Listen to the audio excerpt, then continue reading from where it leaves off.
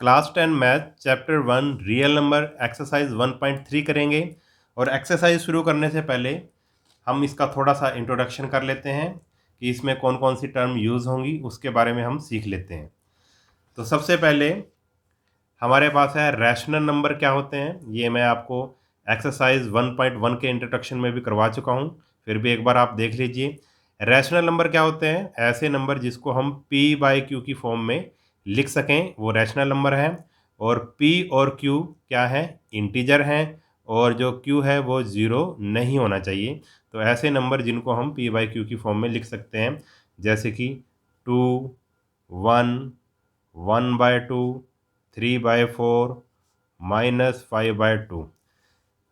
अब ये 2 है, जैसे चलो ज़ीरो ज़ीरो भी ले लेते हैं।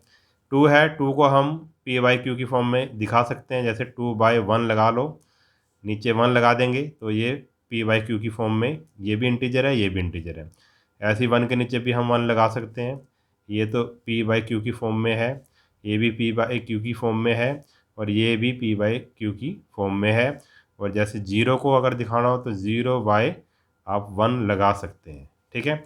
मगर 1/0 नहीं हो सकता, क्योंकि ज़ीरो नीचे नहीं आ सकता। इसने पहले ही कह दिया था कि जो q है वो ज़ीरो नहीं होगा। तो ये वाला नंबर, इस तरह का नंबर जिसके नीचे ज़ीरो हो, वो रैशनल नंबर नहीं हो सकता। और इंटीजर तो आपको पता ही है, ये ज़ीरो है, इधर पॉजिटिव इंटीजर है, इधर नेगेटिव इंटीजर है, ये सारे इंटीजर हैं, ठीक है। यानी कि जो रैशनल नंबर होता है वो p बाई क्यू की फॉर्म में होता है। और जो p है और q है दोनों इंटीजर होते हैं, मगर जो q है वो ज़ीरो नहीं होना चाहिए, ठीक है। उसके बाद हमारे पास था इरेशनल नंबर। इरेशनल नंबर क्या होता है? ऐसे नंबर जिनको हम p बाई क्यू की फॉर्म में नहीं लिख सकते, वो इरेशनल नंबर होते हैं। जैसे कि √2, √5, √15। अब √2 की बात करें तो √2 एक इंटीजर नहीं है, p बाई क्यू की फॉर्म में इसको हम नहीं लिख सकते, क्योंकि √2 एक इंटीजर नहीं है। अगर इसके नीचे 1 भी लगा दें तो ये इंटीजर नहीं है, ठीक है। तो ऐसे नंबर जिसको हम p बाई क्यू की फॉर्म में नहीं लिख सकते, वो इरेशनल नंबर है, ठीक है।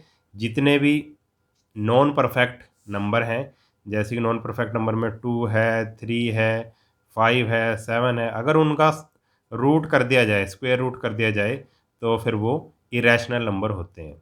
अगर परफेक्ट कोई नंबर है, परफेक्ट स्क्वायर नंबर है, जैसे 4 है, 4 का अगर हम स्क्वायर रूट करेंगे तो आपको पता है 4 का स्क्वायर रूट क्या होगा?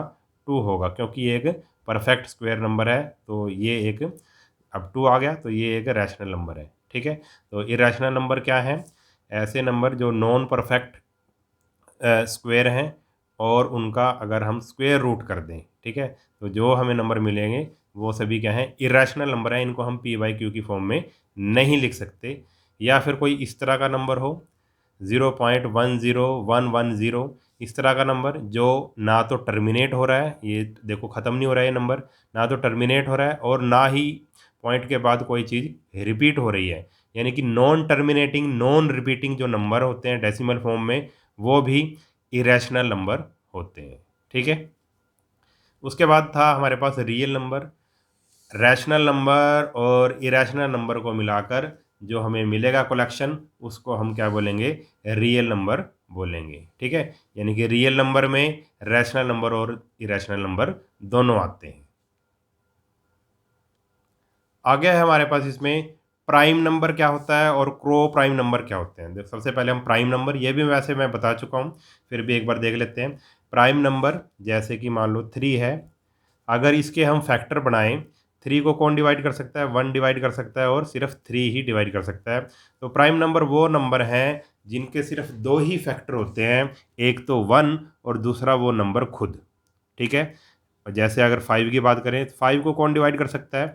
1, और 5 को डिवाइड कर सकता है 5। इसके अलावा और कोई ऐसे फैक्टर इसके नहीं है जो इसको डिवाइड कर देंगे। तो 5 एक प्राइम नंबर है। इसके जो प्राइम नंबर होता है उसके सिर्फ दो ही फैक्टर होते हैं, ठीक है। ये पहले भी मैं आपको समझा चुका हूँ।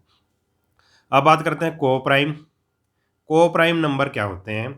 जैसे मैंने दो नंबर लिए, एक लिया 2 और एक लिया 3, ठीक है। को प्राइम में क्या होगा? हमेशा एक पेयर होगा, एक जोड़ा होगा, ठीक है, जैसे ये 2 पेयर लिए हमने 2 और 3, ठीक है, 2 नंबर लिए पेयर में 2 और 3। अब जो को प्राइम नंबर होते हैं उन दोनों का एचसीएफ हमेशा क्या होता है, 1 होता है। एचसीएफ यानी कि हाईएस्ट कॉमन फैक्टर, यानी कि इनका जो हाईएस्ट कॉमन फैक्टर है, इनका सबसे बड़ा जो कॉमन फैक्टर है वो 1 होता है। 1 के अलावा इनमें कुछ भी कॉमन नहीं होता। जैसे कि अगर 2 के मैं फैक्टर बनाऊं तो 2 किस किस से डिवाइड होता है, 2 डिवाइड होता है 1 से और 2 से, तो ये 2 के फैक्टर है। 3 किससे डिवाइड होता है, 3 डिवाइड होता है 1 से और 3 से, तो ये 3 के फैक्टर हैं। अब इन दोनों में से कॉमन देखो, इन दोनों में से कॉमन क्या है, जो इसमें भी कॉमन फैक्टर देखो, इसके फैक्टर हैं, ये इसके फैक्टर हैं, ये 2 के फैक्टर हैं, ये 3 के। कौन सा कॉमन है, तो आप कहोगे सिर्फ 1 कॉमन है दोनों में, ठीक है। तो को प्राइम नंबर ऐसे नंबर हैं जिनका एचसीएफ 1 होता है, या फिर आप ऐसे कह सकते हैं कि इनमें से सिर्फ जो कॉमन फैक्टर होता है वो 1 ही होता है, 1 के अलावा और कोई कॉमन फैक्टर नहीं होता। और भी एग्जांपल ले सकते हैं आप, जैसे 5 लिया हमने और 6 लिया, तो 5 के अगर आप फैक्टर बनाओ, 5 किस किस से डिवाइड होता है, 1 से डिवाइड होता है और 5 से। और 6 किस किस से डिवाइड होता है, 6 1 से डिवाइड होता है, 2 से डिवाइड होता है, 3 से डिवाइड होता है और 6 से डिवाइड होता है। ये 6 के फैक्टर हैं और ये 5 के फैक्टर हैं। अब बात करें हम इन दोनों में से कॉमन क्या है, इन दोनों में से जो कॉमन फैक्टर क्या है, सिर्फ 1 ही इसमें भी है और इसमें भी, तो 1 कॉमन फैक्टर है। तो इसका मतलब 5 और 6 ये एक पेयर है और ये क्या है, को प्राइम नंबर है, ठीक है। ऐसे दो नंबर जिनका एचसीएफ 1 हो वो को प्राइम नंबर होते हैं, ठीक है। ये बात भी आप अब समझ गए। नेक्स्ट है हमारे पास थ्योरम है एक जो इसमें यूज होगी, let P be a prime number. अगर पी एक प्राइम नंबर है, if P divides A square then P divides A where A is a positive integer. अब इसका क्या मतलब है समझ लो। If P be a prime number, P एक प्राइम नंबर है, मान लो कि पी, हमने कोई भी प्राइम नंबर मान लो पी कितना है, 5 है, ठीक है। इफ पी, और ये जो 5 है यानी कि पी है, डिवाइड कर रहा है ए स्क्वेयर को, ये ए स्क्वेयर को डिवाइड कर रहा है, ए स्क्वेयर। और यहाँ पे ए क्या है, कोई पॉजिटिव इंटीजर है, ए क्या है, कोई पॉजिटिव इंटीजर है, यानी कि ए क्या हो सकता है, 1 2 3 4 5 6, आगे कुछ भी हो सकता है, ठीक है।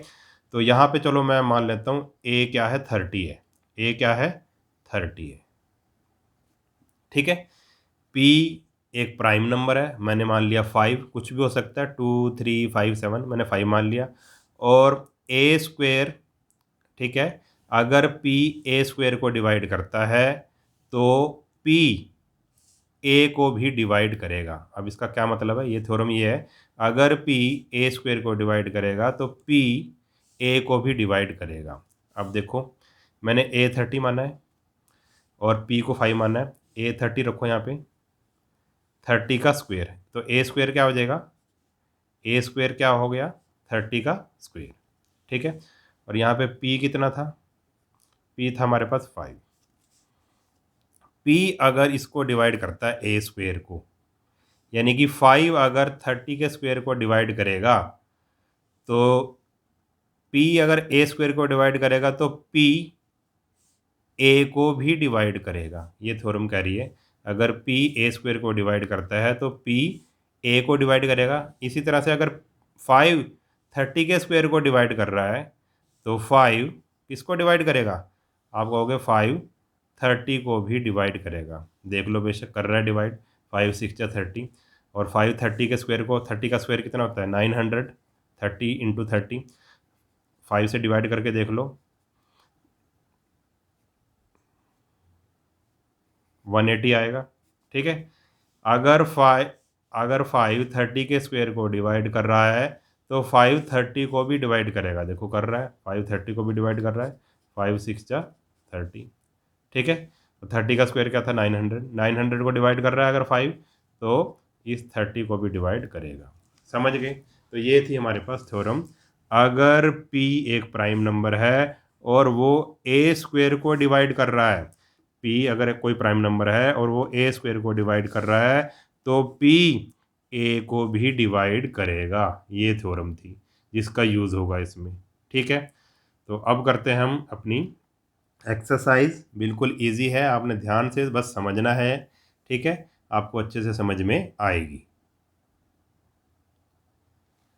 एक्सरसाइज 1.3 का क्वेश्चन नंबर 1 है, प्रूव डैट √5 इज इरेशनल। हमने प्रूव करना है कि जो √5 है वो इरेशनल होता है। कैसे इसको प्रूव करेंगे? इसको कंट्राडिक्शन मेथड से प्रूव करेंगे। अब देखो वो क्या होता है। सबसे पहले हम पहला स्टेप क्या है, let us assume on the contrary that √5 is a rational number. देखो हमने प्रूव करना है कि √5 एक इरेशनल नंबर है, तो हम इसका उल्टा मान लेंगे कि √5 क्या है, एक रैशनल नंबर है। तो पहला स्टेप यही है, उल्टा मान लेंगे कि √5 क्या है, एक रैशनल नंबर है। Then there exist positive integer A and B such that, अगर √5 एक रैशनल नंबर है तो वो किस फॉर्म का होगा? आपको पता है वो p/q की फॉर्म का होगा। p/q की फॉर्म का होगा, या फिर आप, हमने इसमें क्या मानना है, a/b। तो अगर √5 एक रैशनल नंबर है तो वो p/q की फॉर्म का होगा, क्योंकि रैशनल नंबर p/q की फॉर्म का होता है। ठीक है, और हमने यहाँ पे क्या मानना है, p/q को a/b, बात वही है। ठीक है, तो √5 किसके इक्वल होगा? √5 होगा a/b के इक्वल। a/b कह लो या p/q कह लो, बात एक ही है। ठीक है, तो then there exist positive integer a and b such that, तो √5 एक रैशनल नंबर हमने मान लिया तो p/q की फॉर्म का होगा, यानी कि a/b की फॉर्म का होगा। वेयर यहाँ पे जो a और b क्या है, a और b क्या है, हमने कोप्राइम लिए हैं, यानी कि a और b के बीच में कोई भी कॉमन फैक्टर नहीं है 1 के अलावा। ठीक है, तो इसका मतलब क्या है, a और b कोप्राइम, अभी अभी समझाया था मैंने इंट्रोडक्शन में। a और b कोप्राइम है तो इन दोनों का HCF क्या है, 1 है, यानी कि इन दोनों में कॉमन फैक्टर क्या है, सिर्फ 1 है, 1 के अलावा कोई भी कॉमन फैक्टर नहीं है। तो पहला स्टेप तो हो गया यहाँ तक। सबसे पहले हमने क्या किया, √5 को एक रैशनल नंबर मान लिया। तो रैशनल नंबर मानना है तो वो a/b के इक्वल होगा, और a और b को प्राइम है, यानी कि इनका HCF 1 है, या फिर आप ऐसे कह सकते हो इन दोनों में से कॉमन क्या है, सिर्फ जो कॉमन फैक्टर है वो 1 है। अब अगला स्टेप क्या है, squaring on both side. On squaring both side, दोनों तरफ स्क्वेयर हम कर देंगे। इसका स्क्वेयर कर दिया और इसका भी स्क्वेयर कर दिया, दोनों तरफ स्क्वेयर कर दिया। आपको पता है जब √5 का स्क्वेयर करेंगे तो जो स्क्वेयर से स्क्वेयर रूट कैंसिल हो जाता है, इधर रहेगा 5 और इधर a का स्क्वेयर आ जाएगा, और ये b है तो b का स्क्वेयर आ जाएगा। ठीक है, अब क्या किया अगले स्टेप में, अगले स्टेप में ये b इधर डिवाइड कर रहा था b स्क्वेयर, इधर जाके क्या कर देगा, मल्टीप्लाई। तो हमें क्या मिला, 5b² a स्क्वेयर के इक्वल आ गया। ठीक है, अब देखना इस बात का क्या मतलब है, आगे देखना आप मेरा, कि 5b² a स्क्वेयर के इक्वल आ गया। इसका मतलब क्या हुआ कि जो 5 है वो डिवाइड करता है a स्क्वेयर को, 5 a स्क्वेयर को डिवाइड करता है। अब इसका क्या मतलब हुआ कि इससे हमें एक ऐसे पता लगा कि जो 5 है वो a स्क्वेयर को डिवाइड कर रहा है। देखो जैसे मान लो ये था हमारे पास 5b², इस तरह से था, क्योंकि इसका इस सारे का एक फैक्टर 5 है, इसलिए ये किससे डिवाइड हो जाएगा, 5 से डिवाइड हो जाएगा। होएगा कि नहीं? अगर मान लो किसी का कोई फैक्टर 5 है, ठीक है, ये ठीक है, तो फिर वो 5 से डिवाइड हो जाएगा, 5 से 5 कट हो जाएगा, यानी कि ये डिवाइड हो गया 5 से। ठीक है, तो इसका इसका रीज़न हम क्या लिखेंगे कि 5 डिवाइड a², जो 5 है वो a² को डिवाइड करते, इसका रीज़न क्या लिखेंगे, 5 डिवाइड्स 5b², 5 डिवाइड 5b², जो 5 है वो 5b² को डिवाइड करता है, इसलिए a² को भी डिवाइड करेगा, क्योंकि ये दोनों इक्वल हैं। अगर 5 इसको डिवाइड कर रहा है तो इसको भी डिवाइड करेगा, क्योंकि ये दोनों इक्वल हैं। ठीक है, 5 डिवाइड 5b² एंड 5b² किसके इक्वल है, a² के इक्वल है। इसका रीज़न ये है। ठीक है, अगर इस तरह से आ जाए हमारे पास तो हम लिखेंगे 5 डिवाइड्स a²। और अभी अभी हमने जो थ्योरम की थी, अगर 5 a² को डिवाइड करेगा तो 5 a को भी डिवाइड करेगा। ठीक है, अगर 5 ए स्क्वायर को डिवाइड करेगा तो 5 ए को भी डिवाइड करेगा। ये हमने ले लिया फर्स्ट। ठीक है, इतना समझ में आ गया। अब आगे है हमारे पास, सो वी कैन राइट, अब हम जो ये ए है ना, ए, इसको हम 5c ले लेंगे। ए को क्या ले लेंगे, 5c for some integer c। कोई भी हमने मान लिया कि जो ए है ये कोई इंटीजर था, ए कोई इंटीजर था, तो इस इंटीजर को कुछ भी हो सकता है वो इंटीजर, हमने इसको क्या ले लिया, 5c ले लिया। ए की वैल्यू क्या ले ली, यहाँ पे 5b था इसलिए हमने यहाँ पे ए की कोई वैल्यू ले ली 5c, कुछ, क्योंकि देखो सी की कोई वैल्यू होएगी तो 5 के साथ मल्टीप्लाई होएगा तो क्या आएगा, हमेशा कोई इंटीजर ही आएगा, इसलिए हमने ए की value, so we can write A हमने क्या ले लिया, 5c ले लिया है फॉर सम इंटीजर c, क्योंकि जो 5 है वो a को डिवाइड करता है। ठीक है, तो इसलिए हमने a को क्या ले लिया, 5c। ठीक है, 5c का मतलब देखो 5c था ना, तो 5c को कौन डिवाइड करेगा, 5 डिवाइड करेगा। ठीक है, इसलिए हमने a को क्या लिया है, 5c लिया है, क्योंकि यहाँ से हमें पता लगा है कि 5 divide a, 5 divides a, 5 a को डिवाइड करता है, इसलिए हमने a को क्या ले लिया, 5c। अगर 6 डिवाइड करता a को तो हम यहाँ पे लेते 6c, या फिर 7 डिवाइड करता a को तो हम यहाँ पे लेते 7c। ठीक है, तो a की जगह हमने 5c ले लिया for some integer c, substituting for a we get. अब ये a की वैल्यू इसमें रखेंगे, इस वाली इक्वेशन में रखेंगे, इसमें रखेंगे। जब यहाँ पे हमने a की जगह 5c रखा तो क्या होगा, 5b square equal to 5c का होल स्क्वेयर। ये 5b स्क्वेयर है, 5c का होल स्क्वायर किया तो 5 का स्क्वायर 25 और c का स्क्वायर तो c का स्क्वायर आएगा। अब इसकी कटिंग कर देंगे, जो 5 है इधर जाके जब डिवाइड करेगा 25 को तो 5 5 जा 25, यहाँ पे क्या आ जाएगा, b स्क्वायर किसके इक्वल आ जाएगा, 5c स्क्वायर के इक्वल आ जाएगा। ठीक है, b स्क्वायर किसके इक्वल आ गया, 5c स्क्वायर के। अब जैसे हमारे पास ये चीज़ मिली हमें, बिल्कुल ये इस तरह से ही था, यानी जैसे ये था, हमने जब 5b square equal to A square आया तो हमने कहा था 5 डिवाइड ए स्क्वायर। ठीक है, ऐसे ही जब ये आ गया तो हम कहेंगे 5 divide B square, 5 divides B square. ठीक है, इसको देख के कहेंगे हम कि 5 डिवाइड बी स्क्वायर, तो 5 डिवाइड बी स्क्वायर, वही रीज़न कि 5 किसको डिवाइड करता है, 5c को, 5c स्क्वायर को डिवाइड करेगा 5, इसलिए क्योंकि जो 5c स्क्वायर है वो b स्क्वायर के इक्वल है। ठीक है, इसीलिए ये b, अगर 5c स्क्वायर को डिवाइड कर रहा है तो 5b स्क्वायर को भी डिवाइड करेगा, क्योंकि ये दोनों इक्वल हैं। ठीक है, तो हमने लिख लिया 5 डिवाइड्स b स्क्वायर, इसलिए 5 डिवाइड b, ये ले ली हमने सेकंड। ठीक है, समझ गए। ये फर्स्ट थी हमारे पास कि 5 डिवाइड a, और फिर हमने प्रूव किया कि 5 डिवाइड्स b। अब 5 जो है वो a को भी डिवाइड कर रहा है और b को डिवाइड कर रहा है, तो हम लिखेंगे from 1 and 2 we obtain that 5 is a common factor of a and b। देखो 5 a को भी डिवाइड कर रहा है और b को भी डिवाइड कर रहा है, इसका मतलब 5 उन दोनों में से कॉमन है, a और b में से कॉमन है, तो हम लिख देंगे from 1 and 2 we obtain that 5 is a common factor of a and b, but this contradicts the fact, मगर ये उस फैक्ट को कॉन्ट्राडिक्ट कर रहा है that a and b have no common factor other than 1।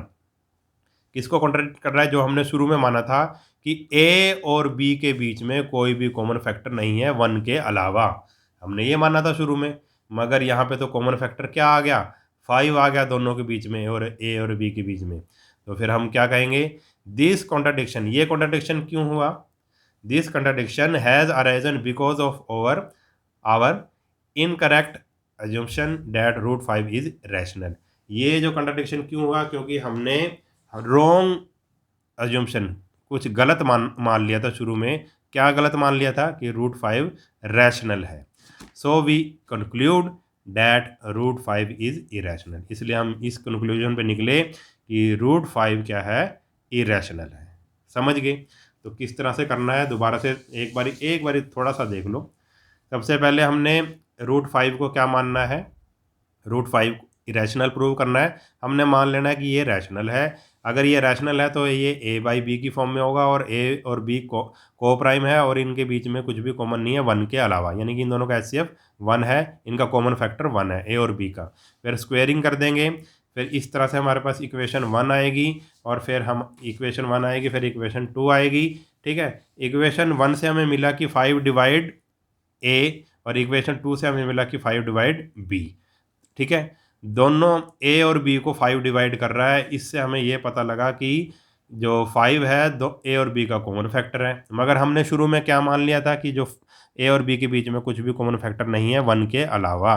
तो ये कॉन्ट्राडिक्शन हो गई। और कॉन्ट्राडिक्शन क्यों ऐसा हुआ, क्यों ऐसा आया कि 5 कॉमन आ गया दोनों में? ठीक है, ऐसा क्यों हुआ? क्योंकि हमने रॉन्ग अजम्पशन की थी। हमने क्या मान लिया था कि √5 क्या है, रैशनल है।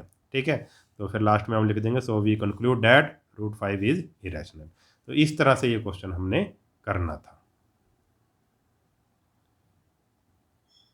क्वेश्चन नंबर 2 है प्रूव दैट 3 + 2√5 इज इरेशनल। हमने ये प्रूव करना है कि 3 + 2√5 इरेशनल है, ये हमने प्रूव करना है।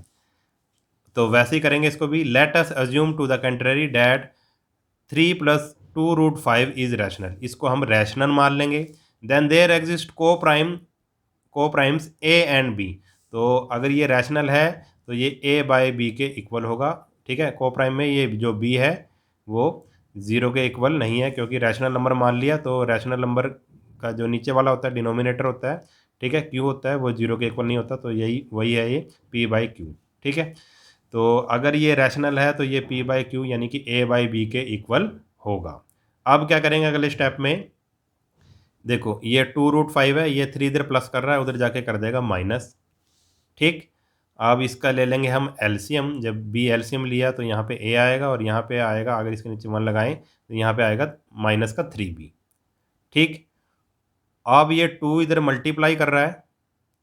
ठीक है, नेक्स्ट स्टेप में क्या करेंगे, 2 इधर मल्टीप्लाई कर रहा है, उधर जाके क्या कर देगा, डिवाइड कर देगा, यानी कि यहाँ पे आ जाएगा ये। ठीक, तो √5 की वैल्यू क्या आई, a - 3b अपॉन 2b। ये √5 की वैल्यू आ गई। और a b और यहाँ पे भी b है। a और b क्या हैं, ये पॉजिटिव इंटीजर्स हैं। क्या हैं ये? पॉजिटिव इंटीजर्स हैं। a b ये क्या है, पॉजिटिव इंटीजर हैं। जब एक पॉजिटिव इंटीजर की प्लस माइनस की जाए या डिवाइड की जाए तो हमारे पास पॉजिटिव इंटीजर ही आएगा। Since a and b are integer, since a और b आर इंटीजर, या आप ऐसे भी कह सकते हैं a और b are positive integer. a और b पॉजिटिव इंटीजर हैं, we get a - 3b upon 2b is rational and so √5 is rational. अगर ये पॉजिटिव इंटीजर्स हैं, ठीक है, a और b पॉजिटिव इंटीजर हैं, तो हमें कोई रैशनल नंबर मिलेगा। मान लो a की वैल्यू कोई पुट करते हैं या b की कुछ भी वैल्यू पुट करते हैं हम, तो हमें कुछ भी नंबर मिल सकता है। जैसे कि मान लो 2 मिल गया या 5/7 मिल गया, कुछ ना कुछ ऐसा नंबर मिलेगा जो क्या होगा, रैशनल होगा। ठीक है, since a and b are positive integer we get a - 3b upon 2b is rational. तो ये सारा क्या है, ये क्योंकि ये पॉजिटिव इंटीजर है तो ये सारा क्या हो जाएगा, रैशनल हो जाएगा। अगर ये रैशनल हो गया तो ये किसके इक्वल है, √5 के इक्वल है। अब √5, ठीक है, एंड सो √5 इज रैशनल। इससे ये प्रूव हो रहा है अगर ये रैशनल है तो √5 भी क्या हो जाएगा, रैशनल हो जाएगा। इससे ये प्रूव हो रहा है। But this contradict the fact that √5 is irrational. और हमको पहले से ही पता है कि जो √5 है वो रैशनल नहीं है, वो क्या है, इरेशनल है। √5 रैशनल नहीं है, वो क्या है, इरेशनल है। तो but this contradict the fact that √5 is irrational. This contradiction has arisen because of our incorrect assumption that 3 + 2√5 is rational. और ये कंट्राडिक्शन क्यों हुई, क्योंकि ये कंट्राडिक्शन इसलिए हुई क्योंकि हमने रॉन्ग इनकरेक्ट अजम्पशन की थी कि 3 + 2√5 क्या है, रैशनल है। ठीक है, ऐसा इसलिए हुआ। So we conclude that 3+2√5 is irrational. इसलिए हमने कंक्लूड किया, इस नतीजे पे पहुँचे कि जो 3+2√5 वो क्या है, इरेशनल है। समझ गए? इजी क्वेश्चन था ये भी। इसमें भी ऐसे ही करना है आपने कि इसको p/q यानी कि a/b के इक्वल मानना है, रैशनल नंबर मान लेना है इसको। ठीक है, रैशनल नंबर जब हम मानना, जब इधर उधर किया तो √5 की जो वैल्यू आई है हमारे पास, ये एक रैशनल नंबर आ गई। और आप पहले से ही आपको पता है कि √5 रैशनल नहीं होता, √5 तो इरेशनल होता है। ठीक है, तो यहाँ पे क्या आ गई, रैशनल आ गई। रैशनल तो हम लिखेंगे कि भाई √5 तो इरेशनल होता है। ये हमारा गलत हो गया। गलत क्यों हुआ? क्योंकि हमने शुरू में ही चीज़ को गलत माना था। इस चीज़ को हमने 3+2√5 को इरेशनल माना था। इसलिए फिर लास्ट में हम लिख देंगे, this contradiction has arisen because of our incorrect assumption that 3+2√5 is rational. So we conclude that 3+2√5 is irrational. तो इस तरह से ये क्वेश्चन करना था। अब इसका नेक्स्ट क्वेश्चन देखते हैं। क्वेश्चन नंबर 3 है, prove that following are irrational. हमने इरेशनल प्रूव करना है इनको। 1/√2, 7√5 और 6+√2, इसको हमने क्या करना है, इरेशनल प्रूव करना है। बिल्कुल वैसे ही जैसे हमने सेकंड क्वेश्चन किया था। हमने बस जैसे इसमें √2 निकाल लेना है, इसमें √5 निकाल लेना है और इसमें √2 निकाल लेना है। ठीक है, देखो कैसे करना है। 1/√2 है फर्स्ट इसको हमने इरेशनल प्रूव करना है, तो सबसे पहले इसको हम रैशनल मान लेंगे।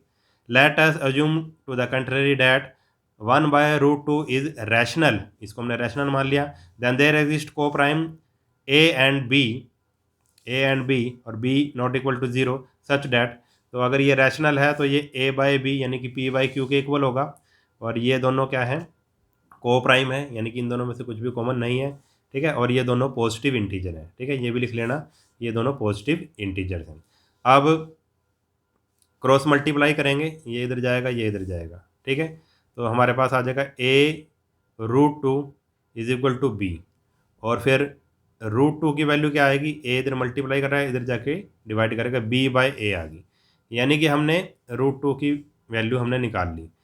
क्योंकि since a and b are integer, a और b दोनों क्या है, पॉजिटिव इंटीजर हैं। यहाँ पे बेशक आप पॉजिटिव लिख लेना। Since a and b are positive integer, ये दोनों पॉजिटिव इंटीजर हैं। अगर एक पॉजिटिव इंटीजर की दूसरे से डिवाइड करेंगे तो हमें क्या मिलेगा, एक रैशनल नंबर ही मिलेगा। जैसे मान लो एक पॉजिटिव इंटीजर 4 है और एक 5 है।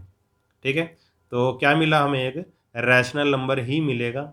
या फिर अगर इसका रेसिप्रोकल भी ले लें तो क्या आ जाएगा, 5/4। तो 5/4 भी क्या है, एक रैशनल नंबर है। यानी कि जब एक पॉजिटिव इंटीजर को दूसरे पॉजिटिव इंटीजर से हम डिवाइड करेंगे तो हमें एक रैशनल नंबर मिलेगा। यानी कि b/a क्या है, एक रैशनल नंबर है। और आपको ये पहले से पता है कि √2 एक इरेशनल नंबर है। ठीक है, since a and b are integers we get b/a is rational and so √2 is rational. अगर b/a रैशनल है, अगर ये रैशनल है तो √2 भी रैशनल होगा। But this contradict the fact that √2 is irrational. मगर ये तो बात उल्टी होगी, क्योंकि हमें पहले से ही पता है कि √2 क्या है, इरेशनल है, और ये कह रहा है कि रैशनल है। तो हम ये दोनों बातें एक दूसरे के अपोजिट हो गई। This contradiction has arisen because of our incorrect assumption that 1/√2 is rational. और ये ऐसा क्यों हुआ, क्योंकि हमने शुरू में ही गलत मान लिया था कि 1/√2 क्या है, रैशनल है। ठीक है, so we conclude that 1/√2 is irrational. इसलिए हम इस कंक्लूजन पे निकले कि 1/√2 क्या है, इरेशनल है। ठीक है, तो इस तरह से ये क्वेश्चन करना था। इसके जो नेक्स्ट पार्ट है वो भी ऐसे ही है, वो भी देख लेते हैं। सेकंड पार्ट है 7√5। ठीक है, ये भी ऐसी, इसको सबसे पहले हम क्या करेंगे, इसको मान लेंगे कि ये एक रैशनल है और फिर √5 की वैल्यू निकाल लेंगे। Let us assume that to the contrary that 7√5 is rational, इसको रैशनल मान लिया। Then there exist coprime a and b such that, अगर ये रैशनल है तो a/b यानी कि p/q के इक्वल होगा। ठीक है, अब इसको वैसे ही करो, 7 इधर मल्टीप्लाई कर रहा है, इधर जाके कर देगा डिवाइड, यानी कि √5 की वैल्यू आ गई 7b, a/7b ये आ गई। अब a भी एक पॉजिटिव इंटीजर है, b भी एक पॉजिटिव इंटीजर है और 7 भी पॉजिटिव इंटीजर है।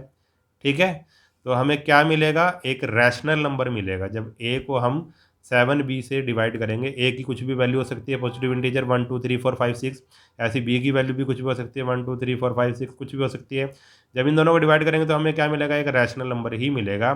Since a 7 and b are integers, या आप कह सकते हो positive integers, we get a/7b, we get a/7b is rational. तो हमें ये पता लग गया कि ये रैशनल है। अगर ये रैशनल है तो √5 भी रैशनल होगा, एंड सो √5 इज रैशनल।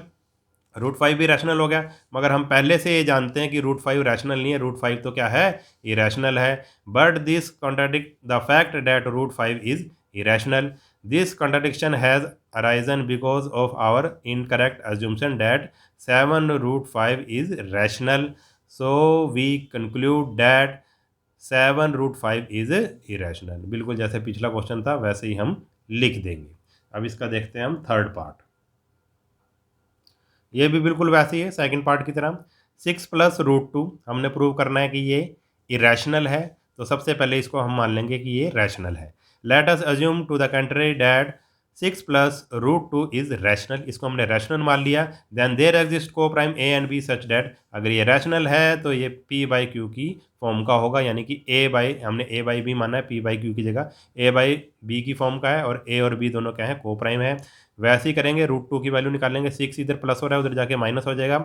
अब ले लेंगे इसका एलसीएम, √2 तो यहीं रह गया, एलसीएम लेंगे तो b आएगा, इधर a आएगा और इधर आएगा 6b। तो √2 की वैल्यू हमारे पास ये आ गई। और a b और ये वाला जो a है, b है और ये जो 6 है, ये सारे तीनों क्या हैं, पॉजिटिव इंटीजर हैं। ये तीनों पॉजिटिव इंटीजर हैं।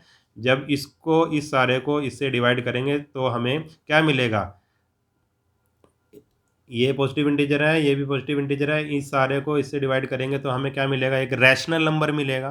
ठीक है, ए की कुछ भी वैल्यू हो सकती है 1 2 3 4 कोई पुट करेंगे, और बी की कोई कुछ भी वैल्यू हो सकती है। ठीक है, तो जब डिवाइड करेंगे तो हमें क्या मिलेगा, एक रैशनल नंबर मिलेगा।